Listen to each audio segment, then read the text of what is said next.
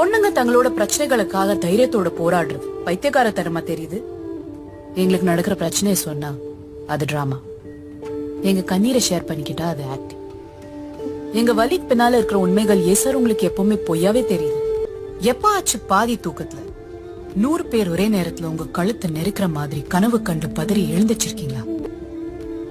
எழுந்திருச்சிருக்க மாட்டீங்க. வலினா என்ன, இழப்புனா என்ன, காயம்னா என்னன்னு எதுவும் தெரிஞ்சிருக்காது. ஆனா நான் அப்படி இல்லை. ஒரு முழு நைட் நிம்மதியா தூங்கி எத்தனையோ வருஷம் ஆச்சு. என்னோட எல்லா சிரிப்புக்கு பின்னாடியும் கண்ணீர் இருக்கு. கடந்த காலத்தை தாண்டி வர முடியாத கோவம் இருக்கு. ஒவ்வொரு ராத்திரியும் முகம் தெரியாத பல 100 கைகள் என்ன துரத்திட்டு வருது நினைச்சு பயந்து பயந்து செத்துட்டு வாழ்றேன்.